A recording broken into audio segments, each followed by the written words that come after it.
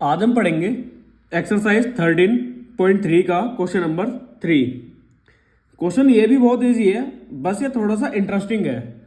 और एक चीज और है, मैंने अभी तक तो खैर ऐसा क्वेश्चन देखा नहीं है एग्जाम में आते हुए, लेकिन फिर भी इसको कर लेना, ठीक है, क्योंकि यूनिक है बाकी क्वेश्चंस के कंपैरिजन में।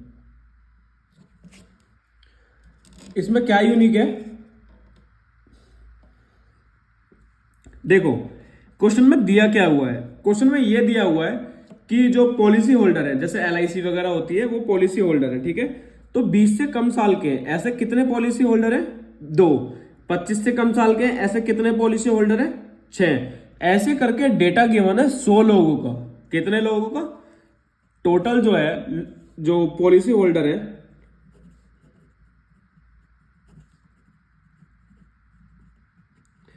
वो कितने हैं? 100। अभी तक हमने देखा था जो फ्रीक्वेंसी होती है उसका जो सम होता है लास्ट में, और जो CF होता है वो लास्ट वाला CF, वो दोनों इक्वल होते हैं। देखा है ना? या दिखाऊं एक बार? ये देखो, यहां देखो, जो ये सम दे रखा है आपको और जो लास्ट वाला CF है, ये दोनों इक्वल होते हैं। अब उस वाले क्वेश्चन में क्या बोल रखा है कि 100 लोगों का डाटा है और लास्ट में ही दे रखा है 100। इसका मतलब वो फ्रीक्वेंसी गिवन है हमें या CF गिवन है? वो CF गिवन है, ठीक है। कैसे पता लगा? क्योंकि उसने दे रखा है क्वेश्चन में कि 100 लोगों का डाटा है और उसने लास्ट में ही 100 दे दिया है यहां पे जो है। इसका मतलब वो जो हमें गिवन है वो फ्रीक्वेंसी गिवन नहीं है, वो आपको ऑलरेडी CF गिवन है। ये गिवन है, ये तो आपको निकालना पड़ेगा, ठीक है।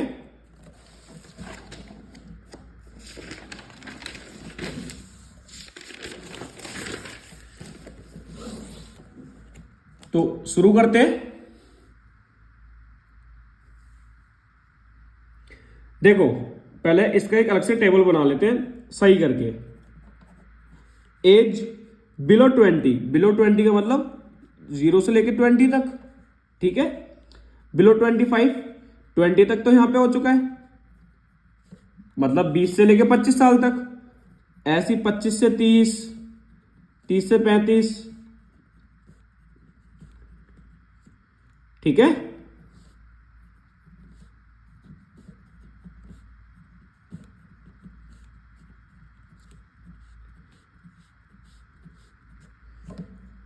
ठीक है, अब इसके बाद ये जो दिया हुआ, ये क्या दिया हुआ हमें?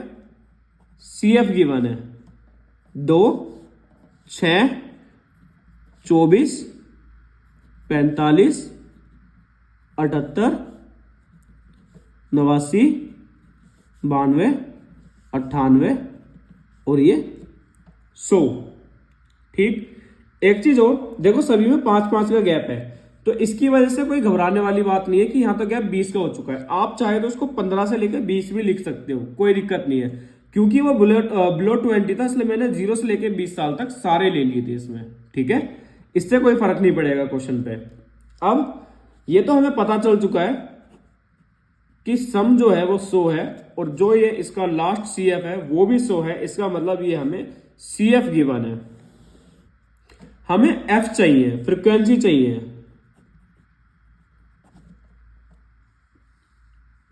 तो कैसे निकालते थे हम? पहला वाला सेम होता था, है ना। उसके बाद हम इसमें ये जोड़ते थे और ये आ जाता था। तो 2 में क्या जोड़ूं कि 6 आ जाए, मतलब कि 4, ठीक है।